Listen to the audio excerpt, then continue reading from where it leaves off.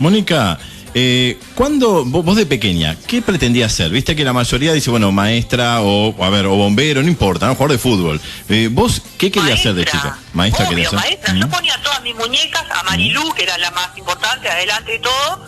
Era la mejor alumna que tenía, Marilú. ¿Y por qué, por qué era la mejor Marilú? Contame, decinos algo, porque a ver. Y porque Marilú me había acompañado cuando me operaron estoy operada de vegetaciones y amígdalas, viste que ahora no es tan común la operación, ahora hay otras cosas, pero en aquella época yo vivía enferma de la garganta, me operaron. Entonces Marilú entró a quirófano conmigo, la dejaron entrar y todo.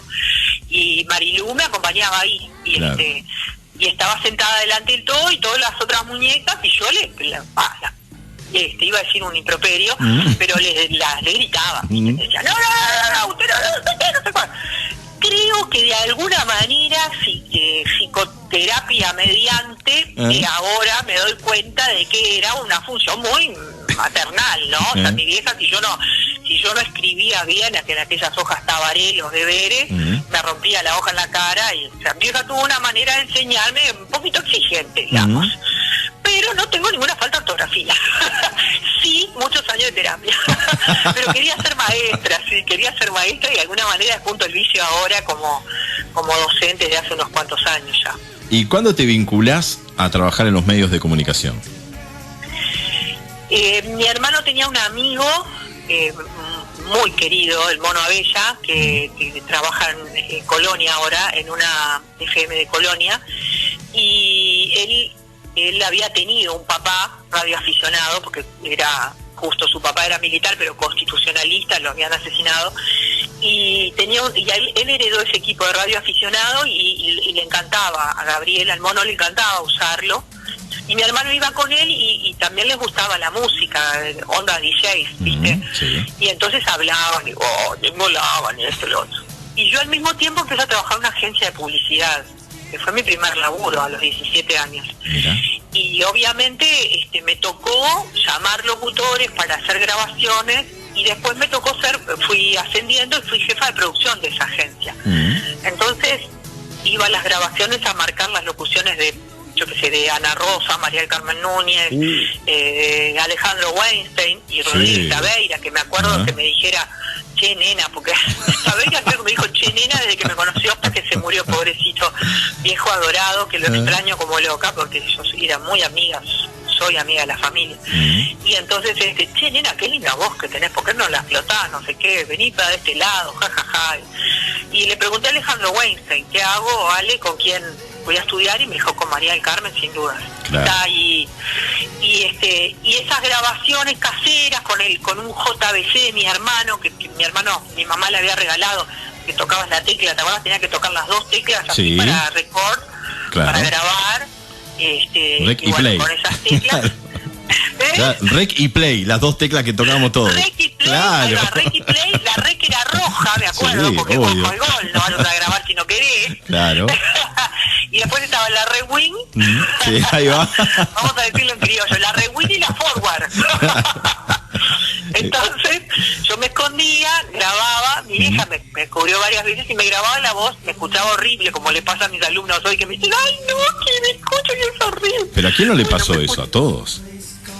A todos, sí, sin duda, sí. Obviamente, yo soy muy crítica con mi laburo. Ahora, por ejemplo, hice unos videos que están en mi canal de YouTube. Sí, los hemos visto. Cuando los miro, ¿los viste? Bueno, cuando los miro digo, ay, qué horrible, si no me había hecho el color. Qué tarada, estoy con canas.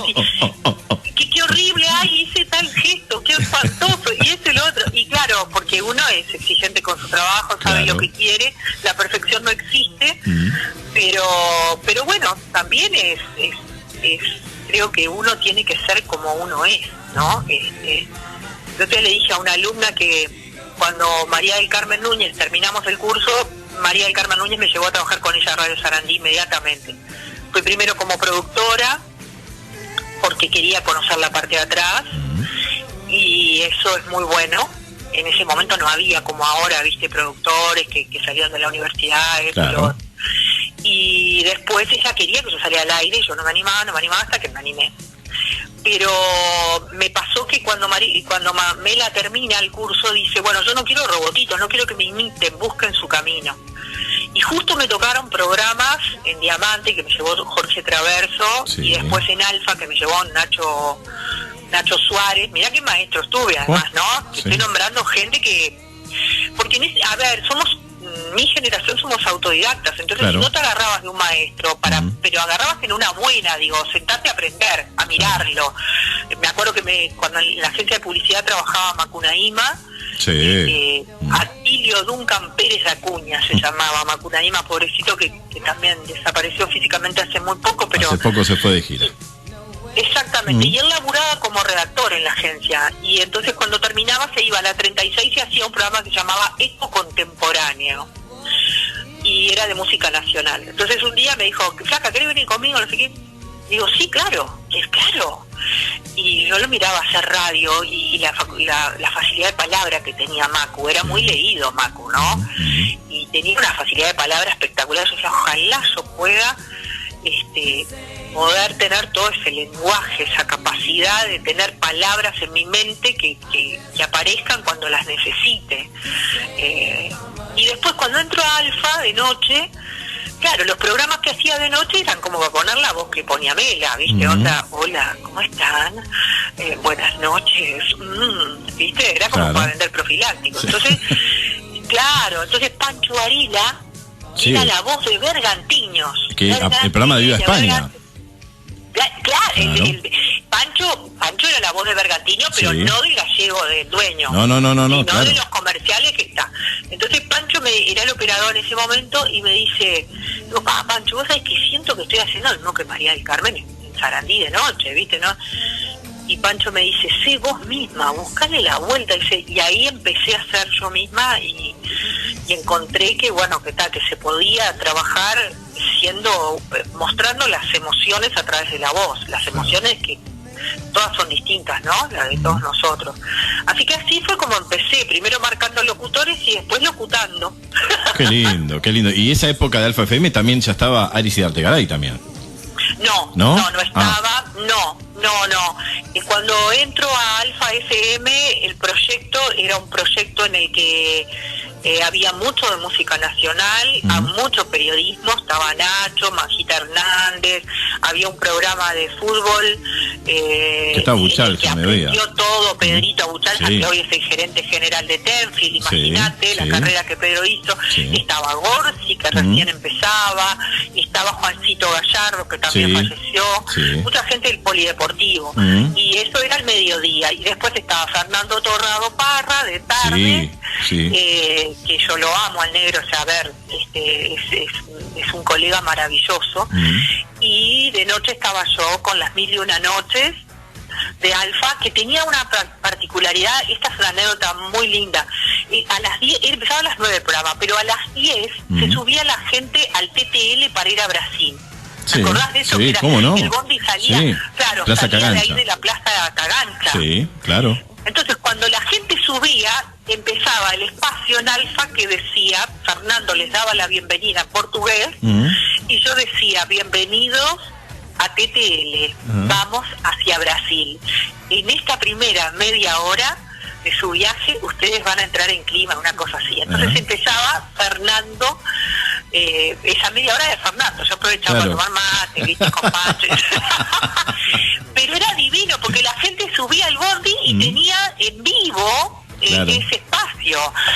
Era muy lindo. Después se había ido el Corto Buscaglia, que hacía La Nave de los Locos, que era un programón, pero se había peleado con la radio, qué sé yo. No nos olvidemos que esas radios fueron otorgadas por la dictadura a sus amigos. Sí. Esa radio particularmente había sido otorgada a Imazul Fernández, que había sido un periodista de Canal 4, muy de derecha, y por supuesto, como él no tenía el dinero suficiente, se junta con los Abuchajes, Jorge y Pedro hermanos, para sacar la radio adelante. Pero hubo una época en que él iba y mandaba. Su señora también iba y mandaba. Entonces hubo problemas, ¿viste? Como casi toda la radio, no era un almacén, era una radio. Claro. Y entonces el Corto se fue, entonces se me plantea a mí una necesidad de generar una programación que tenga música nacional, y entonces bueno, empezamos a trabajar con Fernando Torrado Parra, con Nacho Suárez, esta programación que fue un hito en la apertura democrática, ¿no? Claro. Porque ahí pasé para la tarde y todo. No, el caso de Aris Aris era amigo por otro lado y él era administrativo en Radio Monte Carlo. Y venía siempre a pedirme trabajo. Yo le decía, mira, Aris, sinceramente no hay, porque estamos haciendo coproducciones, o sea, yo en realidad gano de lo que vendo. Yo no siquiera tenía un sueldo. No hay, pero Aris iba todos los días, hasta que, bueno, logró que lo presentara como compañero mío en la locución, porque Alexis se había ido, quien hacía la locución comercial conmigo. Entonces él entra ahí y bueno, y después logra tener un lugar determinado que yo sinceramente no me acuerdo, porque ya te digo, yo iba temprano al mediodía, me quedaba hasta se terminaba mi programa y después me volvía, ¿no? A mi casa, que era en Shangri-La en ese